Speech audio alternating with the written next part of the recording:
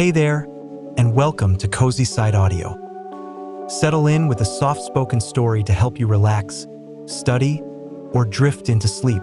If you enjoy these gentle tales, tap like, share the calm, and subscribe for more cozy moments. CozySideAudio presents Project Daylight. Chapter 1, Static at Dawn. Countdown to daylight, T-minus 6 minutes and 52 seconds. The sun had barely touched the rooftops of what used to be Midtown Atlanta, and already the null field was humming. You could feel it in your teeth, the low, gut-thick vibration of analog generators straining against the silence. The tech had all been stripped from these blocks years ago. Now it was old world, pulleys, paper, boots on concrete. And above all, clocks. Brass tickers, railway timers, custom pocket watch mods with red-dialed countdowns. Everyone watched the time. Everyone feared it. Except Agent Elian Reese. He stood perfectly still in the center of the intersection, trenchcoat catching the wind, and listened. Beneath the quiet hum of the null field, where all smart tech failed for 7 terrifying minutes each day, he heard the rhythm of his own breath. Slow. Deliberate. Practiced. A minute ago, he'd ordered his team to spread out. 3 surveillance drones had gone dark in succession. He knew what that meant. Dayrunners, he muttered. They hunted the 7-minute blackout like sharks scenting blood in the water. The moment the flare hit, when the satellites burned, the networks glitched, the electric pulse of civilization paused, Dayrunners moved. They were ghosts. Enhanced. Uncatchable. Beautiful, in their way. But Elian was getting close. He reached into his coat, fingers brushing over the interface of his wrist module. It was still working, for now. The countdown blinked across his lens. 6 minutes and 48 seconds. The solar flare would hit just before 7:11 a.m. Universal Time Coordinated. Exactly on schedule. Always on schedule.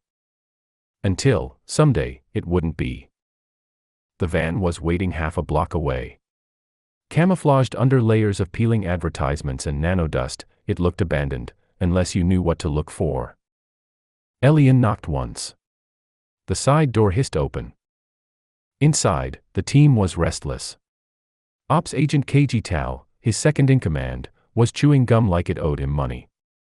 Behind him, techs monitored the shrinking window on glowing analog interfaces, carefully shielded systems that could survive the flare's bite, if only just. "You sure it's this sector?" Tal asked. The drones died in sequence. "Someone's here." Elian's voice was calm but clipped. "They're prepping something. Could be a flare surge. You know it's been spiking again." Elian gave him a hard look. Dayrunners don't wait for chance. They build precision like religion. He turned toward the surveillance wall and tapped in the known paths. The last visual from Drone Theta flickered, a single frame of a rooftop corner and something glinting silver. A mirror? No. A signal repeater. Passive. Heat scattering. They were building a cloaked conduit. Reroute our uplink to shortwave. Cut all autoprocessors now, Elian barked. We've got 5 minutes to relocate or brace. Tal swore under his breath. Elian didn't care. This was his op. The only reason he was still with ICR, the International Cyber Response Division, was because he understood daylight better than anyone alive. Because once, it had taken everything from him. T-minus 4 minutes and 13 seconds. On the rooftop across from Elian's perch, someone moved. Not someone. Her. The woman was crouched like a wire-strung cat, black glint suit catching early sunlight. No face mask. No lens. Just dark hair, tied back, and a set of ocular implants softly glowing violet under her eyes. Vera Cade. His breath caught. Vera had been presumed dead after the Hong Kong relay collapse. Last seen vanishing into a flare wash, dragging a bleeding crew member and carrying something wrapped in copper mesh. And now here she was, alive, smirking, and reaching for a belt. Elian, Tal's voice snapped over the comm, we've got movement in the east alley. They're pulling up a grav crate. Too late. Vera raised 2 fingers. Peace sign. Mocking. And then, the world blinked. 00:00:00 daylight. It hit like a silent scream. One moment the street was normal, light humming from safety grids, lenses feeding tactical data into his optic. The next, everything died. Lights winked out. Comms dropped. Elian's lens went black. For 7 minutes, humanity had no tech. No satellites. No phones. No surveillance. No warning. And in those 7 minutes, Dayrunners ruled. Elian dropped to a crouch. He pulled the emergency latch on his coat sleeve, a spring-loaded analog pistol that hadn't been used since the Cairo blackout riot. Primitive. Reliable. He listened. Boots. Rooftop. South side. Then the groan of a crate shifting across asphalt. He counted in his head. 1 minute gone. He ran. The alley smelled like ozone and battery acid. Steam rose from the pavement. And there she was, Vera, again, lifting a hardshell case into a grav cradle. Except the cradle didn't hover. Not during daylight. It dragged like a sled. Elian, she said, without turning. He stopped cold. She'd known he was coming. You should be dead. Lot of people say that. What are you doing here? She turned then, face calm. Her violet optics flickered with what looked like sadness. No. Something else. Memory. Same thing you are. Trying to stop the world from ending. Elian raised the pistol. You work for Rook. No, she said quietly. I used to. Behind her, a runner sprinted past, armored, faceless, vanishing down the alley with the sled behind him. Elian fired once. Missed. You don't understand, Vera said. Rook's not stealing tech anymore. He's building something. Using the flare itself. What does that mean? She didn't answer. Instead, she pressed something into his hand, a data capsule. Old school. Metal core. No power signature. And then she was gone. Leaping over the fence, boots slamming metal, her laugh trailing like smoke. 00:07:00 tech restored. The street flickered back to life. Lights buzzed. Elian's comms rebooted. He saw the HUD stutter, then lock in. Too late. Team, report, he snapped. Target escaped. Runner ID confirmed, Veracade. Crate transfer complete. Tal came back on, breath ragged. We lost M. They used smoke. Local kid says they've been here for weeks, prepping. Elian looked down at the capsule in his hand. He felt the weight of it, not just the metal, but what it meant. She could have killed him. She didn't. And she'd warned him. In the reflection of a shattered lens, he saw his own face, creased, tired, and starting to doubt everything he believed about good, evil, and the space between. Later that day, Elian would play the capsule in a shielded chamber. He'd hear Sorrel's voice for the first time in 8 years. If you're hearing this, the countdown has already begun. The flares are not natural. Rook knows. And soon, he won't need them at all. Chapter 2, The Echo Thief. Countdown to daylight, T-5 minutes and 59 seconds. Veracade walked through the heartbeat of the null field like it was a memory. And in a way, it was.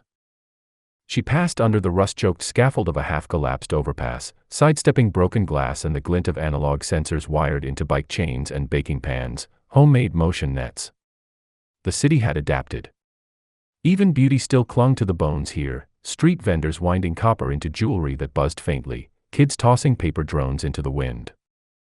Everywhere, analog.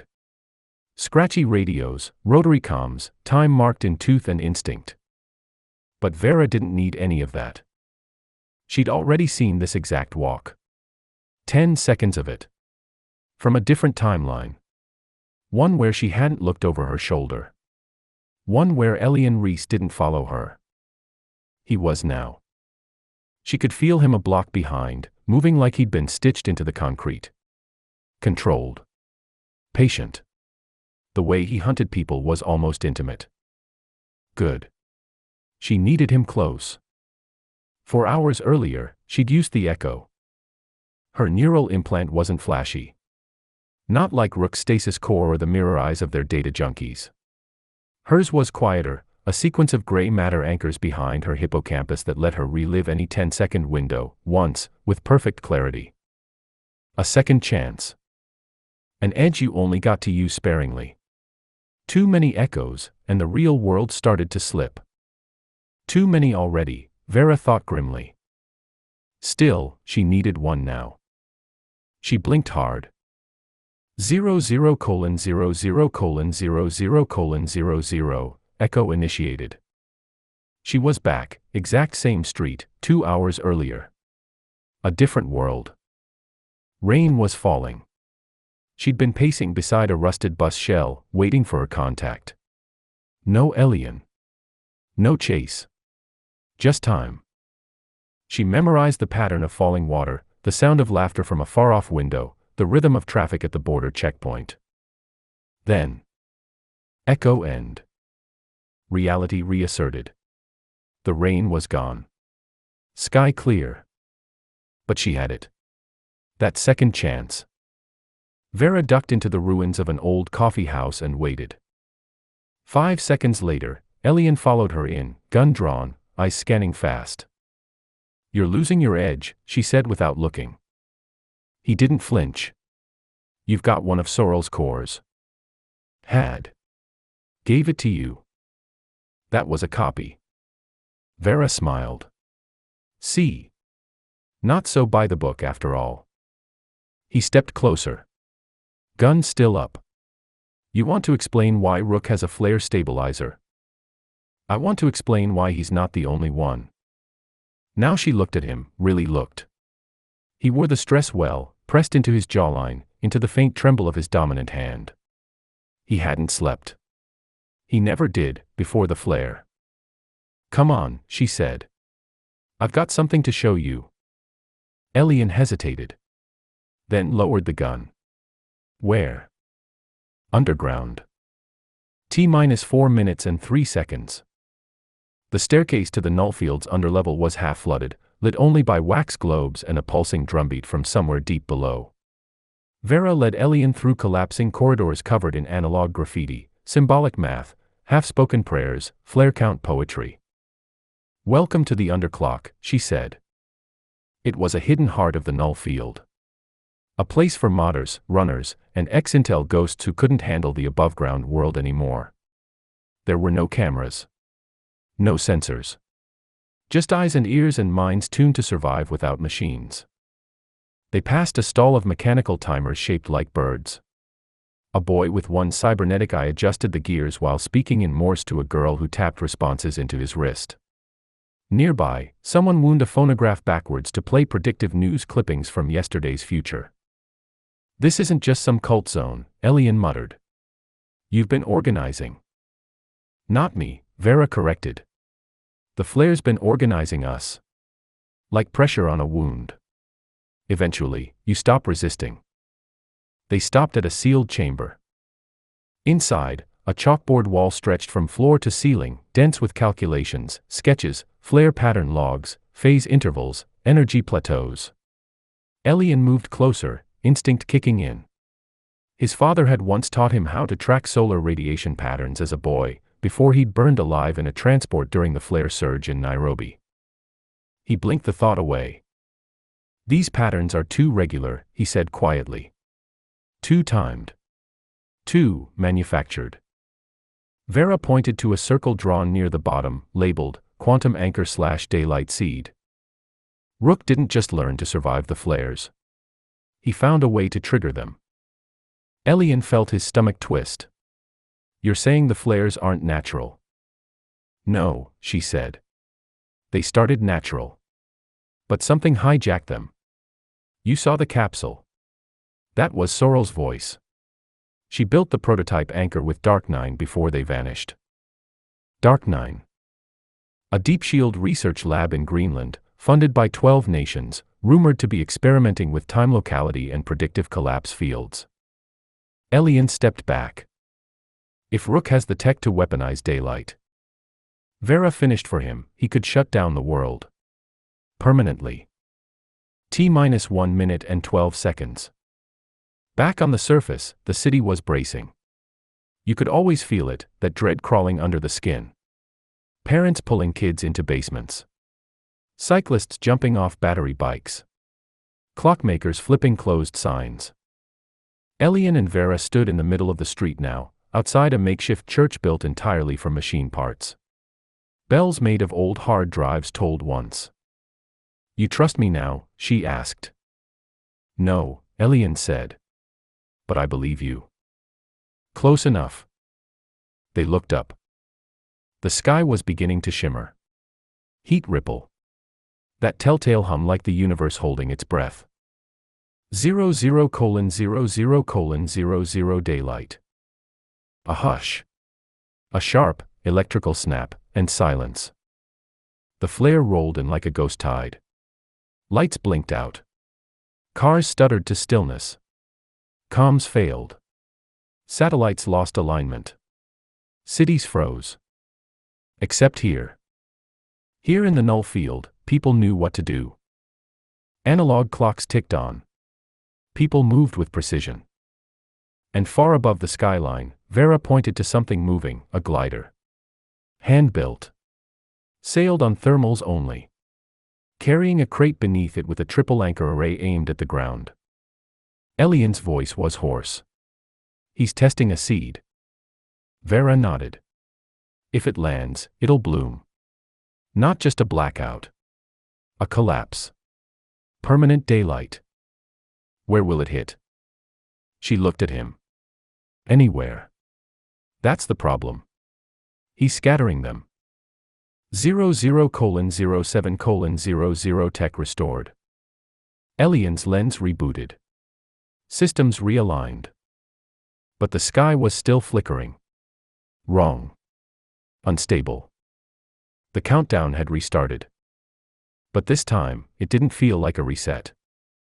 It felt like a warning. Chapter 3, Nest of Thieves. Countdown to daylight, T-4 minutes and 44 seconds. The nest wasn't on any map. It wasn't even on solid ground. Suspended in a collapsing orbital elevator frame off the Atlantic coast, the nest floated like a rusted ribcage, tethered to the ruins of an abandoned launch complex and kept aloft by equal parts physics, scavenged engineering, and sheer defiance. Elian Reese hated it on sight. This thing should be falling out of the sky, he muttered as the mag skiff creaked upward, pulled on a cable winch system that moaned with every gust of salt wind. Vera K didn't look up from her coil of copper wire. That's the point. If it made sense, the ICR would have found it already.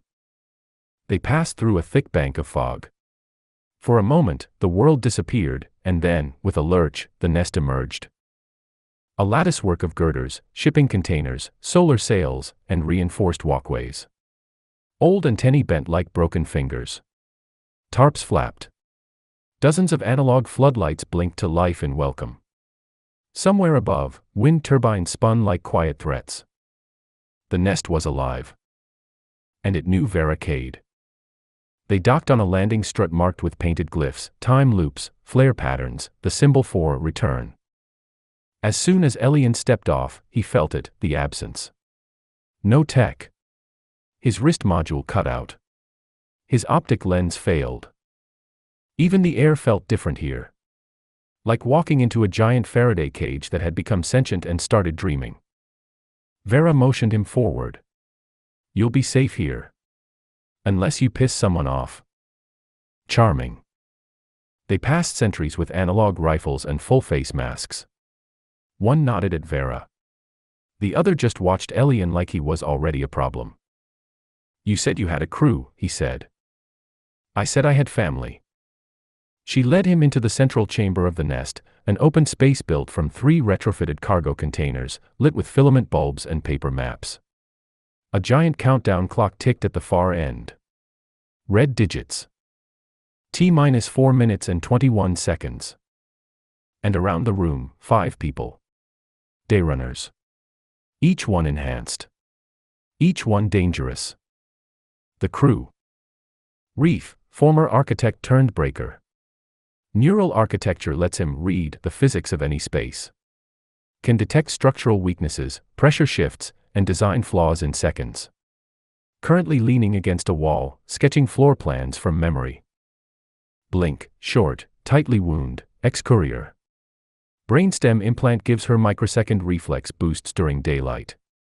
She moves faster when everything else fails. Has 6 knives and an analog stiletto for a smile. Silas Monk Marrow, a quiet giant with an analog exosuit powered by thermal induction. Used to be a priest. Now he rewires solar grids and quotes dead philosophers. The exosuit hisses softly when he prays. Nova Lark, signal thief. Her cochlear enhancement can hear signal ghosts during flare collapses. Talks to dead satellites. Half mad, possibly on purpose. Currently tuning a radio made from cassette tape and dental floss. Ash, youngest. No known enhancements. Sketches flare symbols obsessively. They say he was born during a blackout and never spoke a word since. Everyone treats him like a prophet. Or a bomb. You brought him. Blink scowled, gesturing at Elian. A badge. Former badge, Vera said. Still smells like government. Elian stepped forward. You want to stop Rook or not? Blink smiled without humor. Rook used to drink whiskey out of this kid's shoes. Now he wants him dead. You think we're siding with you because you've got a frown and a badge with the serial number scratched off. Vera raised a hand. Enough. She looked at Elian. You want in? Help us steal something impossible. Elian raised an eyebrow. From who? Reef answered without looking up. From ourselves. T-3 minutes and 12 seconds. The target was an anchor core, one of the original quantum stabilizers designed to sync flare readings with regional blackout intervals. It's in a decommissioned solar bank outside Morocco, Reef explained, spreading blueprints across the floor. Buried in a vault that only opens when satellite systems are offline. In other words, Vera said, during daylight. Exactly 72 seconds, Blink added. Before the system relocks. Elian frowned. You're planning a full-scale insertion during blackout. We've done worse, Monk said, hands folded. Elian studied the plans. Entry path. Loadout team. Escape vector time to a flare cycle. But what bothered him wasn't the vault. It was the fact that Rook had been there first. How do we know he didn't already pull the core? We don't, Vera said. But we intercepted a partial signal this morning. Nova played it back, a distorted fragment. Seed incomplete, needs anchor, mirror unstable. Elian stiffened. Mirror. Vera nodded. He's building something worse than daylight. A loop. A permanent fracture. He looked around. They were all watching him now. The badge. The outsider. The only one not enhanced. He nodded once. What's my role? T-1 minute and 44 seconds. Vera handed him a pack. Timing. Inside, a wind-up chronometer synced to flare decay patterns. A reel-to-reel analog comm and a single-shot magnetic pulse dart. You're the backup, she said. If we miss the window, we're ghosts. And if I miss, then we all burn. That night, they prepped. Suits were checked. Timers wound. Paper maps waterproofed. Vera stood alone by the edge of the nest, watching the ocean shift below. Elian approached. You trust them? I trust the flare. They stood in silence. Wind curled between rusted beams. You said you used to work with Rook. Vera's voice was quiet. We built flare maps together. Back when we thought we could save people. What changed? He did. 00:00:00 daylight. The flare rolled in like liquid glass. The skiffs launched from the nest in dead silence. No engines. Just glide and gravity. Elian watched as the sea turned silver, the sun blinked in the sky, and the world went dark. Somewhere ahead, a vault door was opening for 72 seconds. Somewhere ahead, Rook was already counting down. Chapter 4, Heist Protocol. Countdown to daylight, T-57 seconds. The vault sat like a forgotten god on the edge of the Sahara. Half buried in heat glass sand, it loomed above the cracked solar array fields of Warzazat, a relic from before the first blackout. Its reinforced walls shimmered with residual anti-radiation coating, and its roof panels, long dead, still bore the solar sigil of Dark9, a circle within a circle, flanked by 7 notches. 7 minutes. The symmetry wasn't lost on Elian. They had arrived in 3 wind gliders launched from the nest. No power. No signal. Just silence, heat, and countdowns. Each runner carried only analog tools. No devices. No comms. No fallback. In the world of daylight, tech was a liability. Only timing could be trusted. T-43 seconds. Vera crouched in the shadow of a jagged solar mirror, spooling a line of copper-threaded filament across the sand. It would trigger a physical alarm, chimes inside a hollow gourd, if the escape path collapsed. Beside her, Blink spun her knives, already bouncing on her toes like a coiled spring. 72 seconds inside, Vera said. Reef, map us. Reef rolled his neck, eye implant dilating. His enhancement read structural decay like sonar. 2 breaches on the west flank, but unstable. Main corridors clean if we stay under 90 kilos each. Monk adjusted the valve on his exosuit. Then no jumping. Ash nodded solemnly from the rear. He carried no gear. Just a worn chalkboard slung across his back with symbols etched in different flare cycles. Nova hummed to herself, antenna headset twitching. There's a ghost signal bouncing between the walls. Could be a feedback loop. Or a lure. Elian wound his chronometer. The flare would hit in less than a minute. 00:00:00 daylight. It happened like a breath held in the chest of the earth. The sun flashed. The heat shimmered. And then the world fell silent. The team moved as one. 3 seconds. Vera led them to the vault's access panel, a triple-latch gear lock designed to be unbreakable when powered. But now, powerless, it surrendered like a corpse. Reef jammed a hand-forged lever into the seam and twisted hard. The door cracked. Blink slid through the gap before anyone else had moved. 10 seconds. Inside, the air was cold and static. No lights. Just a corridor of ribbed aluminum walls and the heavy thrum of engineered silence. They passed defunct cameras, optical ID panels, and long-dead security drones slumped like puppets. 24 seconds. The core room. 7 anchor cores stood in a circle, black spheres floating within glass suspension orbs. Only one was real. The others, decoys or reactors. Monk approached with a spool of copper filament. He stepped lightly, his exosuit hissing with each motion. Don't cross the capacitor ring. The floor's primed. Nova tilted her head.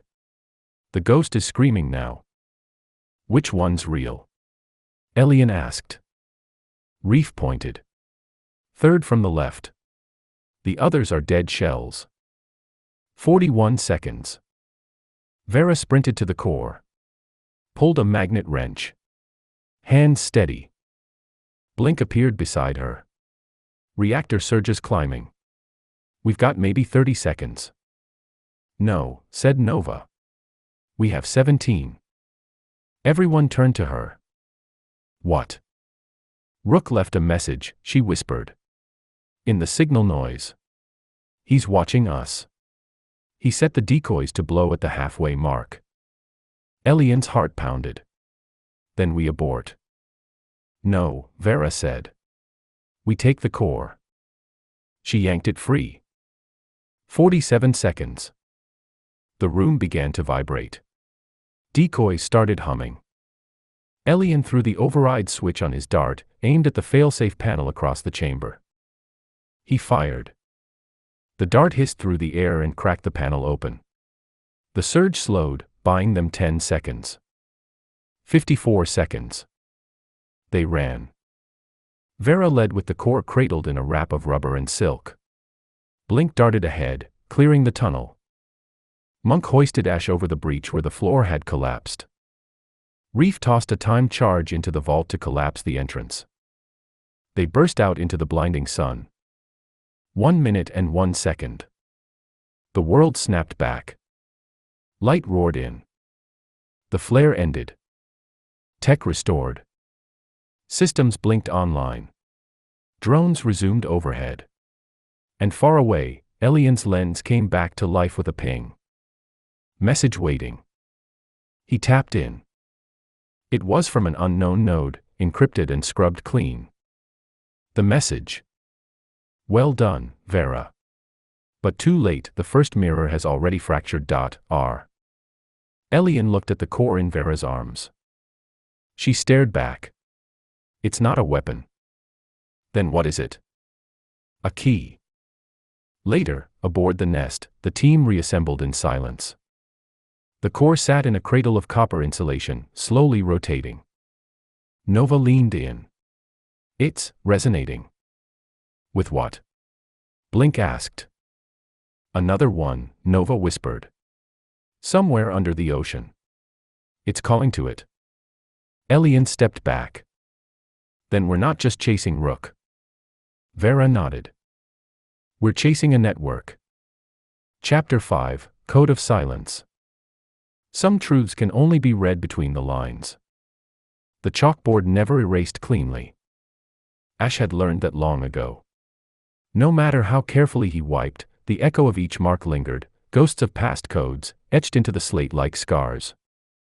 Now, as he sat cross-legged in the nest's signal-dead observatory, he drew new lines. A mirrored loop. A spiral within a spiral. And then, the eye. He didn't know what it meant. But he couldn't stop drawing it. Elian stood a meter behind him, watching. The others had filtered out, Blink back to her blades, Monk into calibration, Vera wrapped in codebooks like armor. Nova slept. Maybe. Maybe not. Elian had learned not to assume anything in the nest. Especially not about Ash. I need to know what you saw in the vault, Elian said quietly. Ash didn't look up. Instead, he drew another spiral. Then, very slowly, he picked up a second piece of chalk and drew something beside it, a jagged line fractured 7 times. Elian stared at it. The mirror, he said. That's what Nova called it. Ash gave a single, subtle nod. Then he scratched out 3 letters beneath the image. DSO. Elian froze. His breath caught. You were part of it, he whispered. The Deep Signal Observatory. Ash closed his eyes. 10 years earlier. Greenland Black Ice Array, Deep Signal Observatory. The flares had just begun. Tiny, erratic anomalies. Bursts of magnetic static in untraceable intervals. The global climate was fraying, satellites went blind, and all across the world, scientists scrambled to find the source. One team did. But they were buried beneath 2 kilometers of Arctic shelf when they did. Ash was 17. A linguist. A phenomenon, one of the few with both the enhancements and the neural implants necessary to interpret recursive data signals at a quantum level. What they heard wasn't noise. It was language. It came from beneath the earth. A message, on loop, encoded into the flare harmonics. It said, "The mirror is breaking. 7 fractures. Collapse is certain. And then it said, "We built you to remember us." They called it Project Daylight before anyone ever knew what the flares really were. Ash was the only one who survived the blackout that followed. He never spoke again. Back in the nest, Elian sat across from him now, the wind pressing against the metal slats of the dome. "What happened at DSO?" he asked. Ash slowly turned the chalkboard around.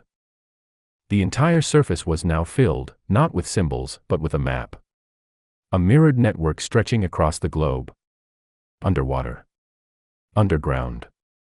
Orbiting. At the center, a red circle. Marked only. The source. Meanwhile, far beneath the Atlantic Rift, in a dead seismic station once repurposed as a Dark-9 surveillance node, a man stood alone. Rook.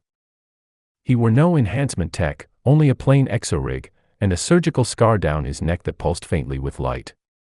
He watched the incoming flare schedule cascade across the wall of analog clocks. Each clock was precisely 7 minutes off. He smiled. Then turned to the two figures standing in the shadow. One was a former Dark-9 agent with a burnt-out neurocore. The other was someone Elian thought long dead. Rook placed a black sphere on the table between them, an identical core to the one Vera had stolen. Only this one opened. Inside, a miniature ring of shifting metal, humming with residual magnetism. "The mirror's already listening," Rook whispered. "Now it needs a voice." He looked up. "You'll deliver it." Back at the nest, Vera, Nova, Monk, and Elian stood in the core chamber. Nova tapped the sensor. The core vibrated. "I've isolated 3 pulse tones. Each corresponds to a different hemisphere." Reef, patched in from the hangar, blinked at the reading. Triangulation suggests a deep point below Marianas. Possibly inside Challenger Abyss. "Unreachable," Monk said. "Not for long," Vera replied. Dark-9 built subs that could punch through crust layers. Before they went dark. "You're suggesting we steal a ghost ship," Elian said. "From a sunken megacorp. In daylight." Vera looked him dead in the eye. "Yes." Nova tapped her finger to her skull. "I think Rook's trying to speak to the mirrors." Elian frowned. "You mean with them?" She shook her head. "No. To them. As if they're alive." Suddenly, Ash stood behind them. No one had heard him move. He raised his chalkboard. A single phrase was written. "He remembers." Then beneath it, "The signal is waking." Chapter 6, Fracture Point. Every fracture starts with pressure. They called it the Acheron. Dark-9's final deep-sea prototype, a submersible research vessel with enough reinforced alloy to pierce the Earth's crust, and an onboard AI system built to survive electromagnetic dead zones. It had vanished 3 years ago during a flare expedition off the Marianas Trench. Now, satellite sonar had pinged its signature again. Which meant only one thing. Rook was getting closer to the source. The nest, pre-operation briefing room. "We've got one shot," Vera said, dragging a schematic across the table. "The Acheron's hull is still intact, but its docking arms are in free drift. The thing's parked sideways inside a volcanic rift and half buried in sediment." Monk let out a long whistle. "Sounds inviting." Blink cracked her knuckles. "What's the entry vector?" Vera tapped the schematic. "Through the mid-breach seam. We use an old airlock interface, analog only, and time the pressure seals during daylight." Elian, arms folded, studied the details. "And what do we do when we're inside?" "Find its neural spine." "Rook's probably already tapped it," Vera said. "But if we get there first, we can jack the Acheron's internal logs, and maybe track the signal's next phase." Ash stood in the corner, silent as always. But his chalkboard was already filled in. 7 minutes to the fracture. Mid-Pacific, 3:14 UTC sublaunch station, deep line echo grid. They descended in pairs. Elian and Vera in the lead pod, an analog rebreather unit retrofitted for EMP survival. Nova and Monk followed in the tail, carrying gear. Ash rode alone. His pod was smaller. Older. One of the first submodels ever used for daylight testing. The hull still bore the old DSO insignia. He didn't seem to mind. The water swallowed them. And with it, the stars. Pressure built. Light faded. And finally, the Acheron loomed. It was beautiful in the way that broken monuments are beautiful, half-crushed, half-dormant, with looping tendrils of fiber cabling drifting like jellyfish in the abyss. Its hull was dark matte black, pitted with flare scars. The docking scene glowed faint red from geothermal vents below. "We've got 18 minutes to daylight," Vera said, voice clipped. "Everyone knows the plan." Elian touched the grip of his sidearm. Not because he expected to need it, but because lately, the threats felt less and less physical. He wasn't wrong. Inside the Acheron. The lock screamed as it opened. They filed in fast, Ash last, sealing the breach behind him. Inside, it felt like a mausoleum. Panels floated, dislodged by pressure shifts. Long hallways curved without logic, shaped by magnetic warping. Lights flickered with failing power reserves, some reacting, some not. "Secondary batteries alive," Monk said, checking a reader. But only barely. Vera didn't respond. She was staring at the mainframe. The neural core interface, heart of the Acheron. It was open. Recently. 7 minutes and 43 seconds to daylight. The lights blinked once. Then again. Then died. The hum faded. Systems dropped. Every indicator light vanished. And the world bent. Inside the Acheron, gravity shifted subtly, like a breath being held across the ship. And then came the whisper. Not a sound. Not vibration. Just understanding. A message, not in words, but in feeling. "You were not supposed to come back." Nova staggered. Did anyone else? Elian's blood froze. I felt it. Ash stood very still. Then pointed toward the spinal core. They ran. The neural spine. It was still warm. And empty. No data. No pulse. Just a lingering static echo. Ash knelt beside it. And drew a circle on the wall with his chalk. Then a spiral. Then a symbol they hadn't seen before. A perfect mirror, cracking from the inside. A soft tone chimed. The flare had reached its zenith. And for just a moment, the Acheron lit up. Every display came alive. Code cascaded across the walls in recursive loops. Elian's eyes widened. That's not data, that's transcription. Nova touched the interface. This whole ship is writing something. A single phrase looped again and again. Remember us. Remember us. Remember us. Then.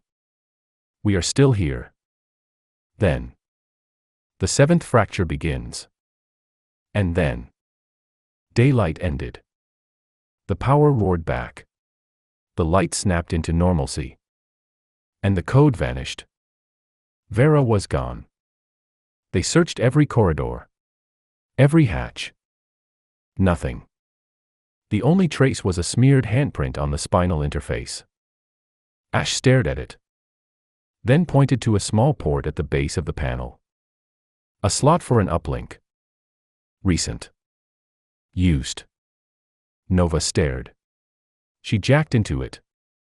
Monk shook his head. She'd never. But Elian already knew. She let it speak through her.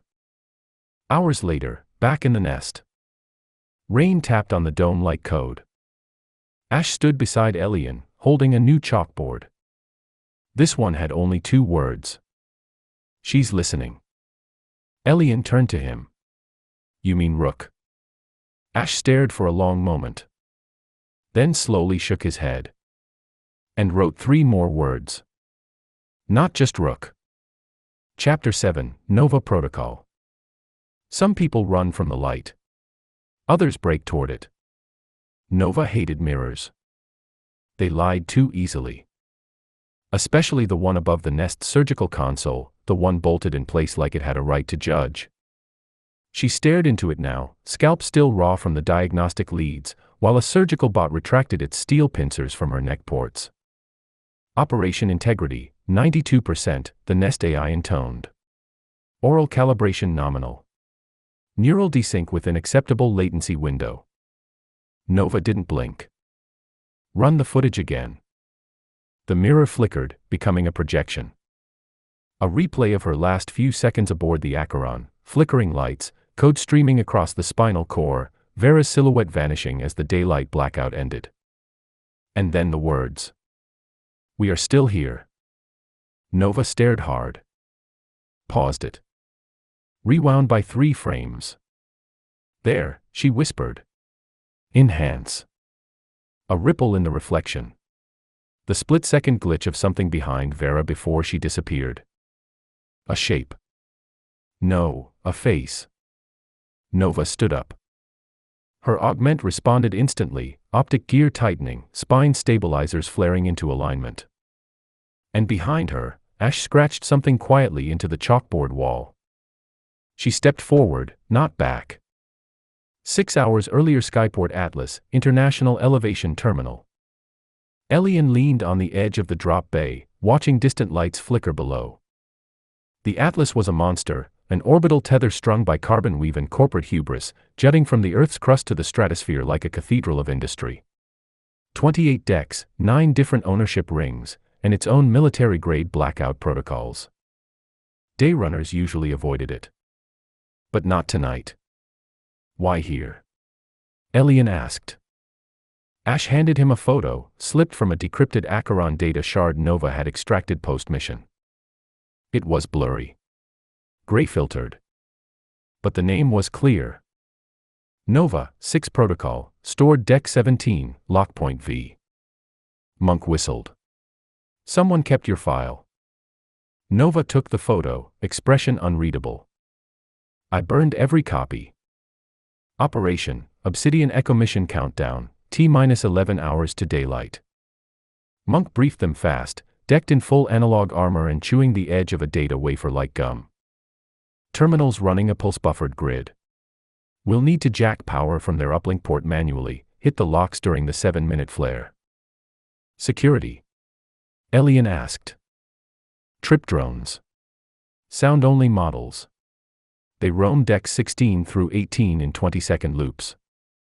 And Lockpoint V. Nova spoke. I designed its encryption. Blink raised an eyebrow. Wait, you built it? Nova didn't answer. Ash wrote. She was the protocol. Deck 17, Lockpoint VT-3 minutes and 29 seconds to daylight. They moved through a vent shaft sliced between polymer bulkheads. Nova led, hand steady. Her neural HUD fed her layer-thin signals, heat signatures, electrical shadows, pulse noise from distant power nodes. At the vault door, she paused. It was smaller than she remembered. And cleaner. Like the past had been scrubbed sterile. She knelt and keyed in a phrase that hadn't been spoken aloud in years. Echo increment run light 5. The lock clicked. A hiss of old air. And then the door opened. Inside, a cold chamber of cryonic stasis canisters. Rows of them. All labeled. All marked, N6V protocol/subset variant/Nova. Monk whispered. Are those copies of you?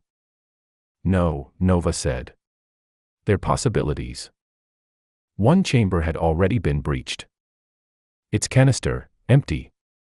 Worse still. It had been removed less than 48 hours ago.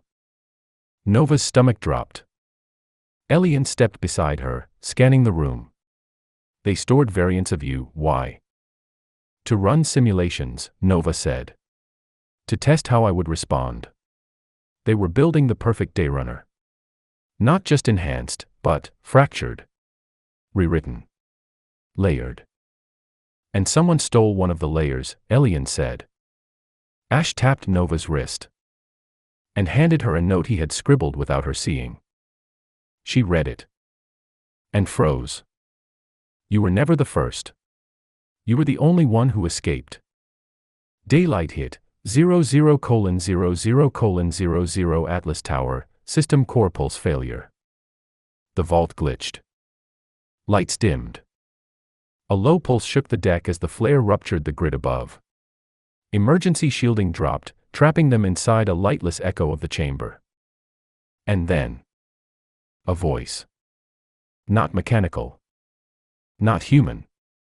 Just her voice. Slightly off. Slightly wrong. I remember you. Nova turned. One of the canisters pulsed. Inside it, a silhouette. Identical to her, but scarred. Damaged. A mirror of her own face. Nova raised her hand. The canister shattered. Fight sequence, Nova v. Nova. It wasn't combat, it was dissection. Every move anticipated. Every feint answered. But the variant was sharper. Faster.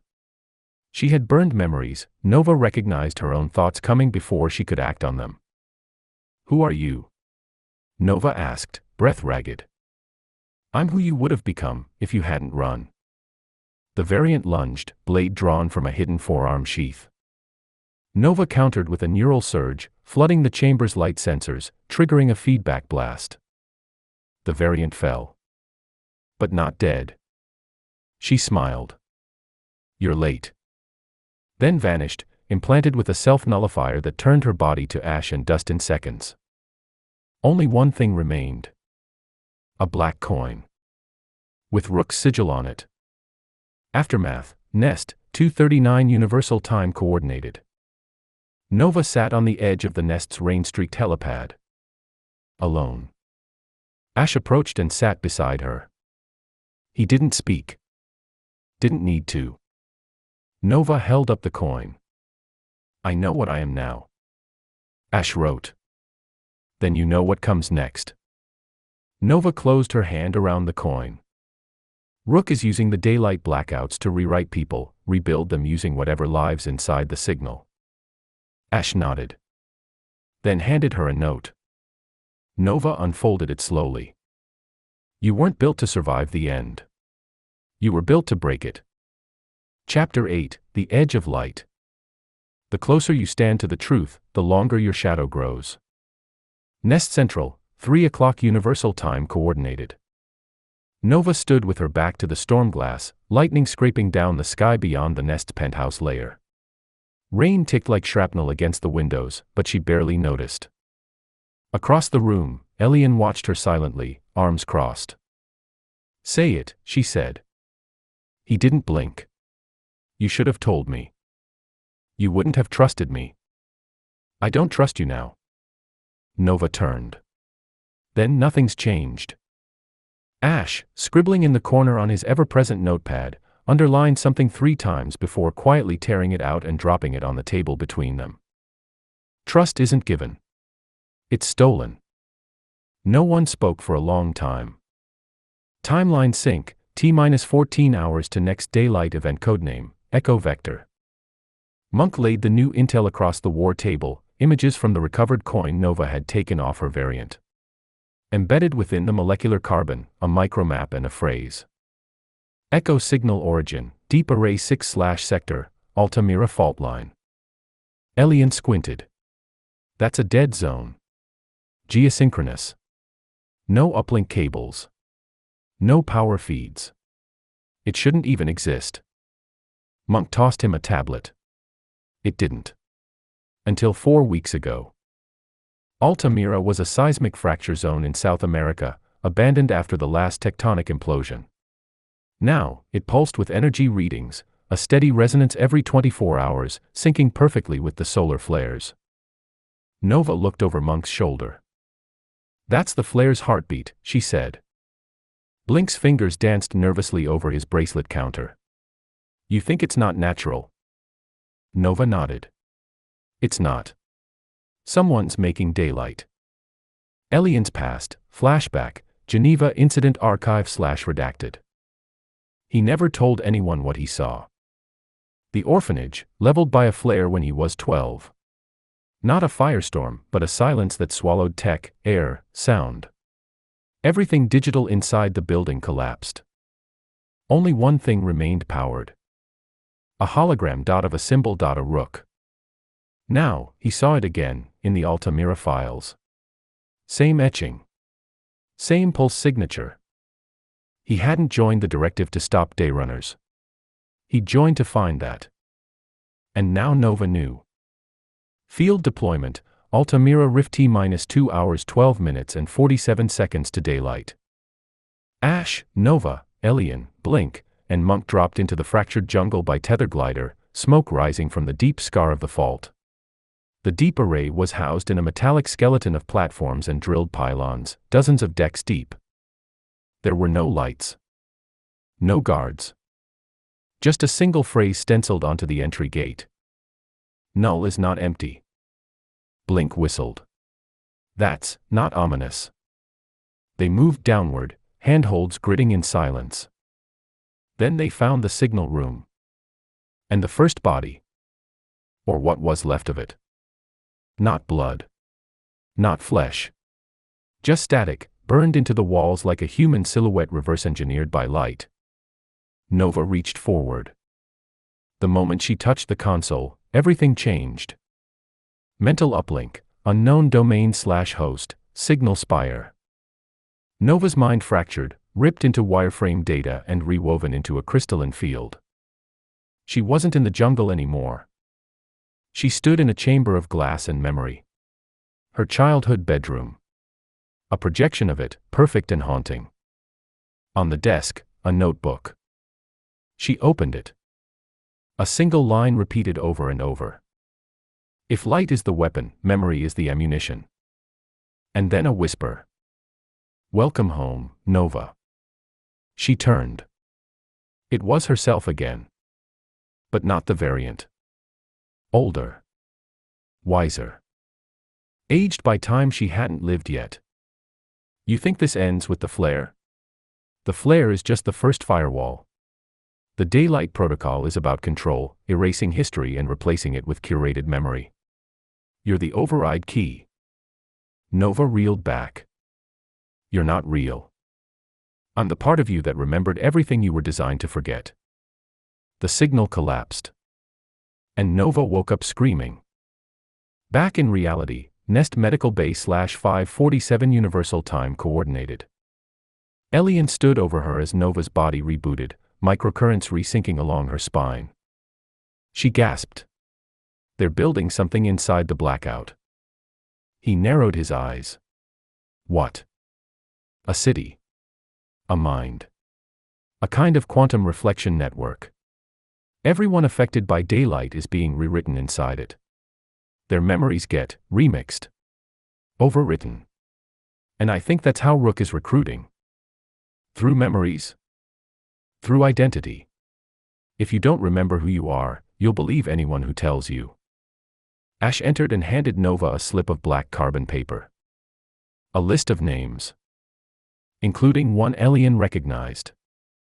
His younger sisters. Presumed dead in Geneva. Nova stared at the name just below. Vera. Directive HQ, Internal Comms Breach /612 Universal Time Coordinated. An encrypted burst tore through the airwaves, emergency frequencies long dormant. It said only one thing. The spire is awake. Prepare the vessel. Rook's underground base, mirror node theta /undisclosed time. He watched the footage from Altamira. Paused it on Nova's face. Behind him, a silhouette approached, identical but dimmer. The key is starting to remember. Rook turned. I know. That's why we'll break her before she understands what she unlocks. Shall I prepare the next variant? Rook nodded. No. Send the original. Chapter 9, Memory Collapse. Your mind is a map. They've already redrawn it. Time to daylight event, 10:02:14 location, Nest Central, Ops Hub. Nova's hands trembled as she tightened the brace around her wrist, residue from the neural crash still humming in her veins like feedback from a speaker left too close to its own mic. Ash handed her a clear liquid in a square glass vial. It's called a neuroduct. Regrows burnt synapses. It'll hurt like hell. She took it without hesitation. Noted. Ash hesitated. You saw her again, didn't you? Nova didn't answer. She was still too busy replaying the voice in her head, hers, but not hers. The variant hadn't just been a clone. It had been a failsafe. And now Rook had triggered something worse. The original. Undisclosed location, the Spire/Memory Bank Vault 03. Rook stood beneath a cathedral of mirrored panels, each segment refracting scenes from thousands of lives, his archive of stolen identities. Faces looped. Laughed. Screamed. Then blinked into new versions. Memory was plastic. He had learned that the hard way. The Nova thread has diverged, said a voice from the dark. He turned. The woman who stepped forward looked like Nova, but there was something colder in her movements. More precise. The original, his first success. Not just a neural map, but an intentional rewrite. She knows about the overwrite vector, the original said. If she links it to the flare mechanism. She won't, Rook interrupted. She still thinks memory is personal. We'll make her forget again.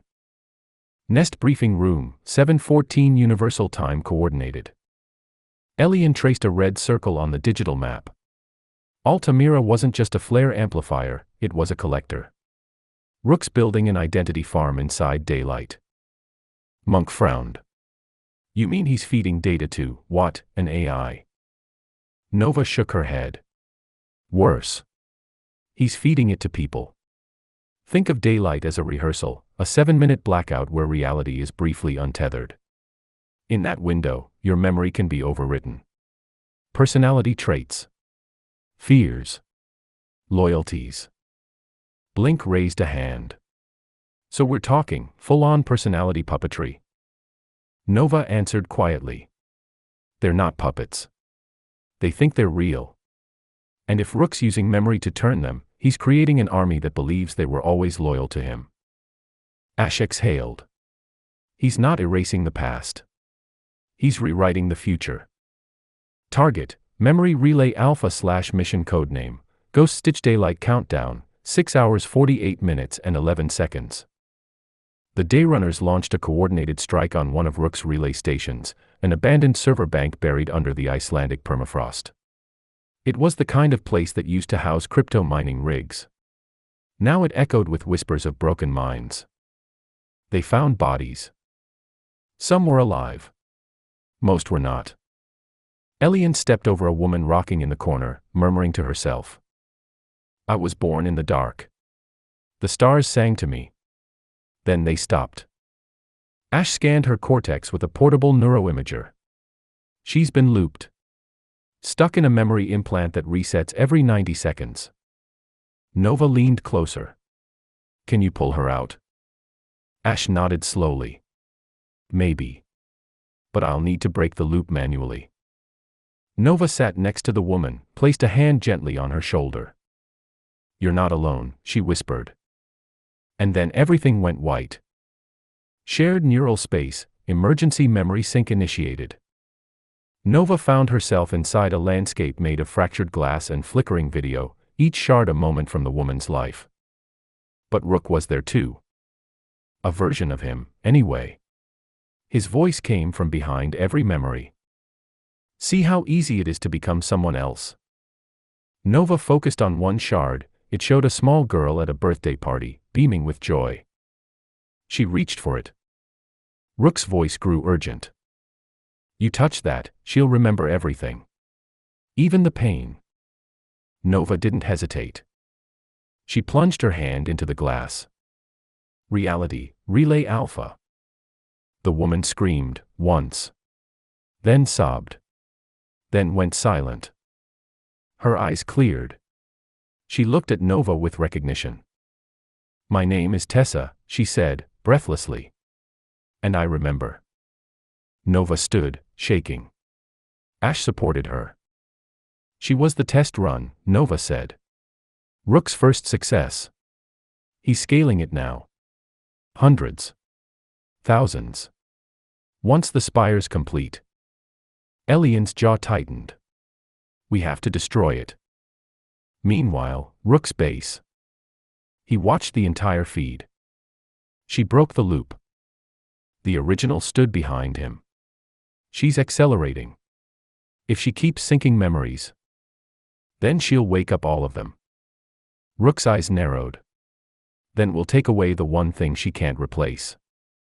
He pressed a button on the interface. A file loaded. Subject, Elian Ward. Targeted overwrite sequence initiated. Chapter 9, Memory Collapse. Your mind is a map. They've already redrawn it. Time to daylight event, 10:02:14 location, Nest Central, Ops Hub. Nova's hands trembled as she tightened the brace around her wrist, residue from the neural crash still humming in her veins like feedback from a speaker left too close to its own mic. Ash handed her a clear liquid in a square glass vial. "It's called a neuroduct. Regrows burnt synapses. It'll hurt like hell." She took it without hesitation. "Noted." Ash hesitated. "You saw her again, didn't you?" Nova didn't answer. She was still too busy replaying the voice in her head, hers, but not hers. The variant hadn't just been a clone. It had been a failsafe. And now Rook had triggered something worse. The original. Undisclosed location, the Spire/Memory Bank Vault 03. Rook stood beneath a cathedral of mirrored panels, each segment refracting scenes from thousands of lives, his archive of stolen identities. Faces looped. Laughed. Screamed. Then blinked into new versions. Memory was plastic. He had learned that the hard way. "The Nova thread has diverged," said a voice from the dark. He turned. The woman who stepped forward looked like Nova, but there was something colder in her movements. More precise. The original, his first success. Not just a neural map, but an intentional rewrite. "She knows about the overwrite vector," the original said. "If she links it to the flare mechanism." "She won't," Rook interrupted. "She still thinks memory is personal. We'll make her forget again." Nest briefing room, 7:14 Universal Time coordinated. Elian traced a red circle on the digital map. Altamira wasn't just a flare amplifier, it was a collector. Rook's building an identity farm inside daylight. Monk frowned. "You mean he's feeding data to, what, an AI?"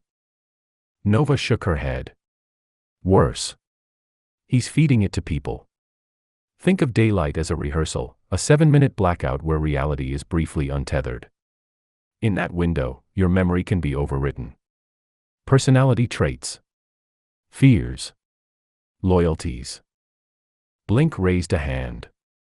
"So we're talking full-on personality puppetry." Nova answered quietly. "They're not puppets. They think they're real. And if Rook's using memory to turn them, he's creating an army that believes they were always loyal to him." Ash exhaled. "He's not erasing the past. He's rewriting the future." Target, Memory Relay Alpha/Mission Codename, Ghost Stitch Daylight Countdown, 6 hours 48 minutes and 11 seconds. The Dayrunners launched a coordinated strike on one of Rook's relay stations, an abandoned server bank buried under the Icelandic permafrost. It was the kind of place that used to house crypto mining rigs. Now it echoed with whispers of broken mines. They found bodies. Some were alive. Most were not. Elian stepped over a woman rocking in the corner, murmuring to herself. "I was born in the dark. The stars sang to me. Then they stopped." Ash scanned her cortex with a portable neuroimager. "She's been looped. Stuck in a memory implant that resets every 90 seconds. Nova leaned closer. "Can you pull her out?" Ash nodded slowly. maybe. But I'll need to break the loop manually. Nova sat next to the woman, placed a hand gently on her shoulder. "You're not alone," she whispered. And then everything went white. Shared neural space, emergency memory sync initiated. Nova found herself inside a landscape made of fractured glass and flickering video, each shard a moment from the woman's life. But Rook was there too. A version of him, anyway. His voice came from behind every memory. "See how easy it is to become someone else." Nova focused on one shard. It showed a small girl at a birthday party, beaming with joy. She reached for it. Rook's voice grew urgent. "You touch that, she'll remember everything. Even the pain." Nova didn't hesitate. She plunged her hand into the glass. "Reality, Relay Alpha." The woman screamed, once. Then sobbed. Then went silent. Her eyes cleared. She looked at Nova with recognition. "My name is Tessa," she said, breathlessly. "And I remember." Nova stood, shaking. Ash supported her. She was the test run, Nova said. Rook's first success. He's scaling it now. Hundreds. Thousands. Once the spire's complete. Elian's jaw tightened. "We have to destroy it." Meanwhile, Rook's base. He watched the entire feed. She broke the loop. The original stood behind him. She's accelerating. If she keeps syncing memories, then she'll wake up all of them. Rook's eyes narrowed. Then we'll take away the one thing she can't replace. He pressed a button on the interface. A file loaded. Subject, Elian Ward. Targeted overwrite sequence initiated. Chapter 10, Flare Point. The closer you get to the light, the sharper the shadows become. Time to daylight event, 05:42:50 location, Dayrunner mobile base, Norway, under Glacier Route Delta. The roar of the snowmobile convoy echoed inside the glacier tunnels as blue light pulsed faintly through the walls, reflecting the emergency strobes mounted to each vehicle. Monk gripped the handlebars of the lead runner, his breath fogging up the inside of his helmet visor. Elian was silent beside him, eyes unfocused. Not in the way of someone tired, but in the uncanny stillness of someone being edited. Nova leaned forward from the back seat. "He hasn't spoken in 20 minutes. That's not Elian." "Not really." Ash checked a biosensor patch stuck to Elian's temple. "His vitals are stable. But his neural frequency, it's shifting. Like someone's splicing in another operating system." "Then we're out of time," Nova said grimly. Location, Rook Spire, Memory Control Nexus. Rook observed the progress bar crawling upward. Subject, Elian Ward, overwrite sequence, 61%. The original stood with arms folded. He was the anchor. If they lose him, they'll fracture, Rook replied. And Nova, she'll have to choose between saving him or stopping me. He gestured toward the enormous holographic projection of Earth, rotating slowly. At the next flare point, I inject a new memory map into 3% of the global population. Just a test. But it'll prove the system works. He tapped the screen. And after that, history becomes editable. Flashback, 4 years ago /day 0 location, Altamira core site. The screen turned white. Then black. Then the flare hit. Ash remembered it clearly. The power surge. The data collapse. The 17 patients in cryostasis suddenly waking up, each one missing something different. A face. A birthday. An entire life. Among them, Rook. They'd thought he was brain dead. They were wrong. Present, Nest Tactical Briefing, Mobile. The Dayrunners regrouped around a flickering hollow table set up in the snow-covered cave. Blink projected a rapidly blinking countdown. Next flare, 4 hours 11 minutes and 9 seconds. Nova pointed at the satellite data.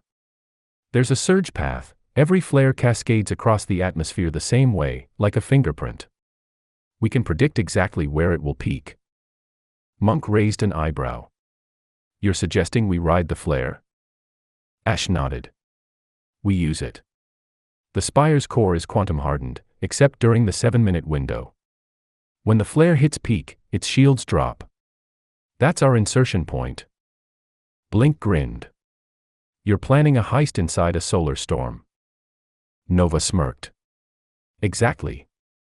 Meanwhile, Elian's mind/subconscious interference state. Elian found himself in a gray corridor with no doors. Fluorescent lights buzzed overhead. The air smelled like disinfectant and regret. Do you remember who you are? A voice asked. It was his own voice, but twisted. Older. Hollowed out. He turned and saw himself, standing at the end of the hallway. Wearing a nest uniform, but with Rook's eyes. You're not real, Elian growled. Neither are you, the echo replied. And the walls began to melt. Reality, Ash's lab capsule, mid-transit. Ash worked frantically, patching neural feedback through analog interfaces. Nova held Elian's head steady as his body convulsed, a trickle of blood running from one nostril. He's resisting, Ash muttered. But the overwrite's aggressive. Rook's using memories Elian doesn't even know he's lost. Nova leaned close. Then give him one he can't forget. Ash blinked. What? Spike him with a false memory. Something emotionally anchored. If it's strong enough, it'll destabilize the overwrite. Ash hesitated. That's dangerous. He could collapse. Nova met his eyes. So could the world. Memory construct, artificial insert. Elian stood in a field of sunflowers. The sky overhead was deep violet. Nova sat beside him, laughing. The scene was impossible, fabricated. But the feeling. That was real. You told me once, she whispered, that when you were little, you used to count seconds during storms. 7 seconds of silence meant it was close. Elian nodded slowly. It's close now, she said. The image shattered. And Elian woke up. Nest capsule, real time. Elian gasped, coughing violently, then locked eyes with Nova. I remember. I remember everything. Ash checked the sensors.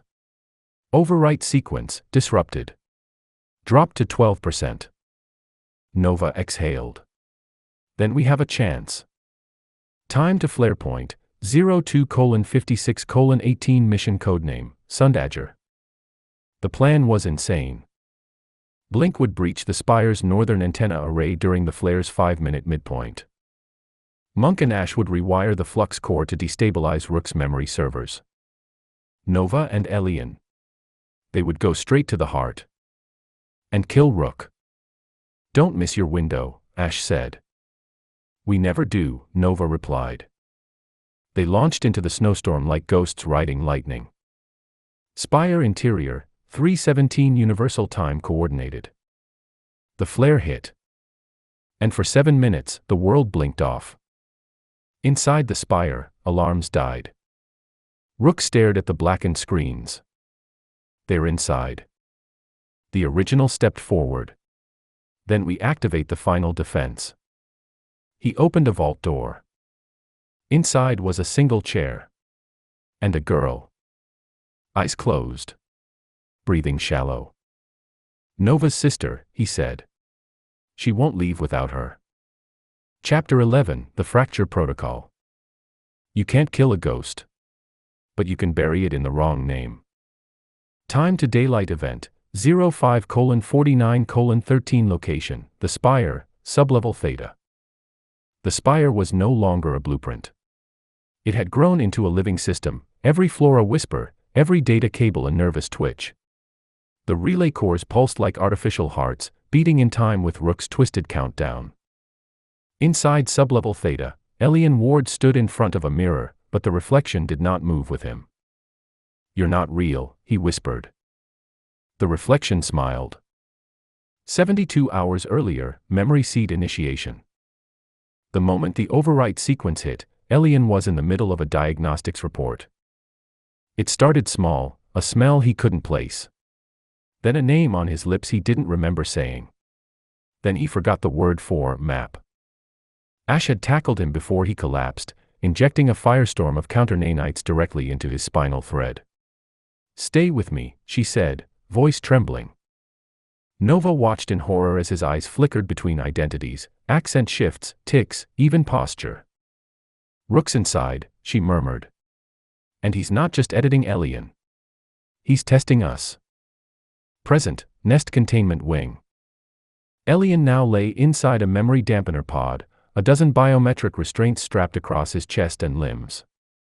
Ash monitored his vitals while Monk whispered prayers over the black glass shell.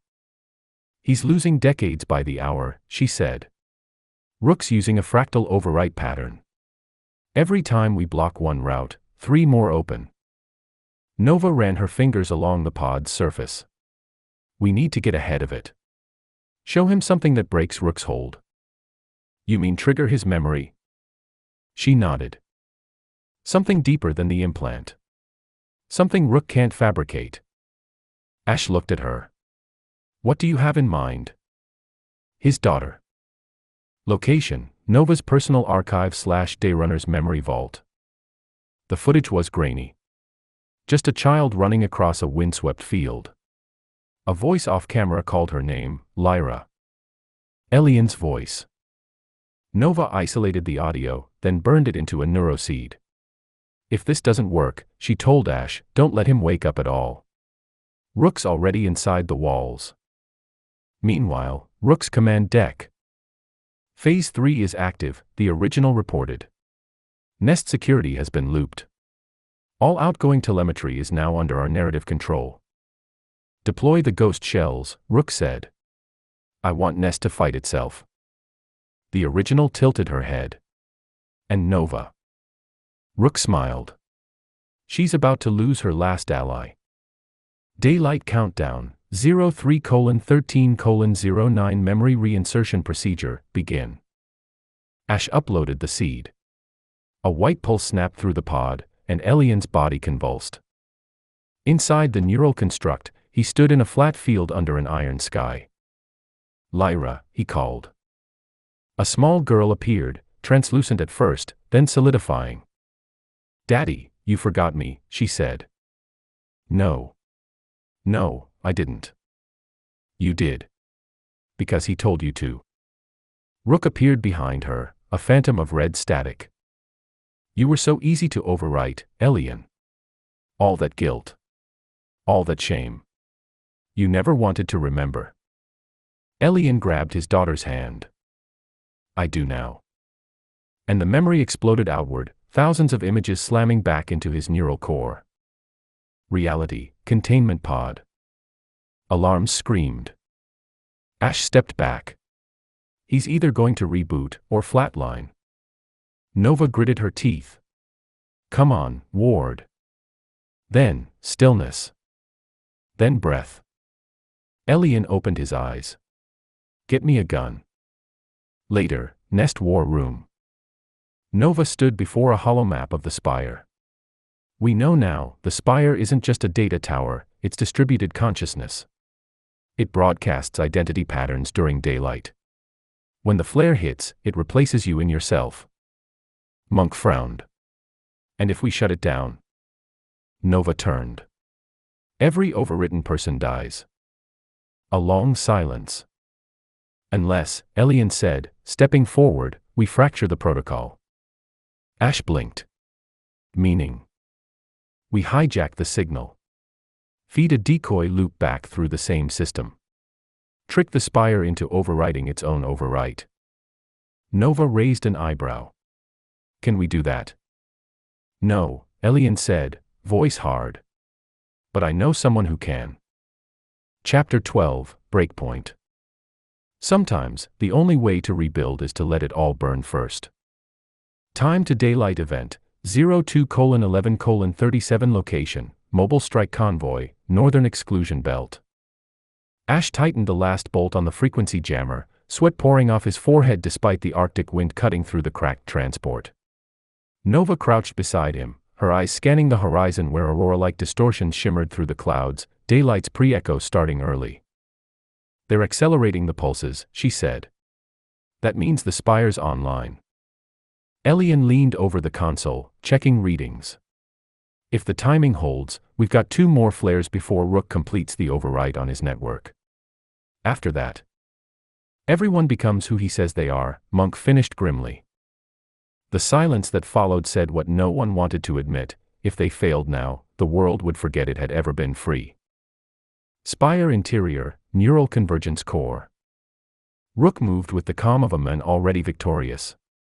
The original followed silently behind, her gaze unblinking as screens unfurled before them, an ocean of faces, each flickering with identity tags: name unknown, history redacted, personality stable. He touched one, a young boy with soft eyes. "Watch this," Rook said. A command flicked through his mind. The boy's face twitched. Then smiled. "I remember being a soldier." "He was never in a war," the original said. "He will be," Rook replied. Nest command, emergency war room. The Dayrunners regrouped inside a camouflaged safehouse beneath a decommissioned maglev terminal. Ash had spliced into one of the underground signal cords to hijack a public broadcast channel. "Spires converting civilian memory strands into overwrite vectors," he explained. "Once completed, Rook won't need flares. He'll trigger identity resets through any wireless transmission." Nova glanced at the schematic. "So we blow the transmitter before that happens." Blink frowned. "Even if we make it in, how do we survive the flare once inside?" Elian spoke quietly. "We don't. Mission codename, Breakpoint objective, infiltrate and destroy the Spire's signal spine team, Nova, Elian, Ash, Monk, Blink." They launched at 0 hour, the flare countdown just over 2 hours away. A hijacked aerial crawler flew low over the frost fields while Blink dropped countermeasures to scramble any tracking drones. Monk rerouted power to the stealth skin plating. Ash locked in coordinates. Final jump has to be manual. No guidance systems this deep into the exclusion field. Nova checked her harness. "Then we fly blind." Inside the Spire, 58 minutes and 9 seconds. They breached the lower access channel as the countdown hit under an hour. Inside, the Spire hummed like a living creature, walls covered in biometric tendrils, pulsing with stored identities. Nova pressed her hand to one strand. Her own face flickered briefly. Then, someone else's. "Careful," Ash warned. "The archive doesn't just store memories, it shares them." "Too late," she whispered. "I saw my mother." Elian turned. "That's not possible. Your mother died before." "I know. But I still saw her." Central convergence node, 23 minutes and 4 seconds. The chamber at the top was a massive sphere, suspended in 0G. At its center, the conductor, an orb housing the signal spine. Monk began installing charge packs. Ash keyed in the detonation delay. "Once we trigger this, we'll have 7 minutes before detonation. No flare protection. No exits." Nova didn't hesitate. "Then let's light the fuse." Elian stepped forward. "Wait. Look at this." He pointed to a secondary relay, its tag read, "E. Ward, strand lock active." Nova's eyes widened. "He's anchoring himself to you." Ash's voice was grim. "He knows you're the only one who could stop him. If he overwrites you, we lose everything." "I'll unlink it manually," Elian said. "Even if it kills me." Nova grabbed his arm. "You're not alone in this." Flare initiation detected, 7 minutes. Lights dimmed. The world shook. Rook's voice echoed through the chamber. "You think you've won something? You've only delayed the inevitable. I am daylight now." The flare hit. Reality shimmered. The signal strand pulled at them, memories bleeding, shifting, collapsing. Nova screamed as her own identity slipped. Then a hand gripped hers. "Elian." Still there. Still himself. We are who we choose to be, he said. Together, they triggered the overload. Chapter 13, Zero Trace. The light erases everything unless you choose to leave a shadow behind. Post-detonation timestamp, +00:03:42 location, Spire Ruins, Signal Core Epicenter. Smoke hung like gauze in the shattered chamber. Debris floated in patches of disrupted gravity. The signal spine was gone, vaporized in the overload. The flare had come and passed. 7 minutes of nothingness. 7 minutes where the world had gone blind. Nova blinked against the dust and light. Her comms sputtered, useless. Somewhere nearby, a soft groan. Elian. She stumbled forward, finding him half buried under a dislodged column of synthetic tendrils. Blood streaked his temple, but his eyes met hers. You did it, she said. No, he rasped. We did. Broadcast intercept, 48 hours later. Global transmission ID, null. The world awoke to silence. No news feeds. No social tracking. No overlays or filtered memories. And then, a voice. You are free now. Remember who you were, who you are. The sky still burns, but it no longer owns you. The daylight pulses continued, but the tether was broken. Humanity remembered itself without being rewritten. Nest Safehouse, Underground Hub, Sector 12. Blink patched up Ash's arm while Monk reviewed data logs. The nest had gone dark, permanently. No more flare-proof walls. No more plans. What now? Blink asked. Ash looked to Nova, who stared out the shattered window where the aurora danced like a freed ghost. Now, she said, we figure out how to live without a countdown. Monk handed over a small drive. This survived the blast. It's pieces of the conductor's core. Nova eyed it warily. Is it safe? Safer in our hands than anyone else's. They didn't speak of Rook. His body was never found. Final transmission, recovered from Nova's wrist comm date, unknown status, partial fragment. To whoever finds this, we were called criminals. Ghosts. Dayrunners. But all we ever wanted was to wake the world up. If you're hearing this, then maybe we did. Maybe, just maybe, you get to write your own story now. Don't waste it. And if the sky goes dark again, run. But not to hide. Run to fight. Because freedom was never about avoiding the light. It was about what you do when it returns. Epilogue, 1 year later. The world changed quietly. Governments rebuilt without neural identity registries. People forgot the overlays and filters. Memories came raw now, untagged and unadjusted. Nova stood beneath a skyline that once shimmered with artificial auroras. Elian beside her, scars visible and unapologetic. They weren't fugitives anymore. They were survivors of a system that tried to erase them. And together, they watched the real sun rise. Another story ends, but the cozy never does. See you soon.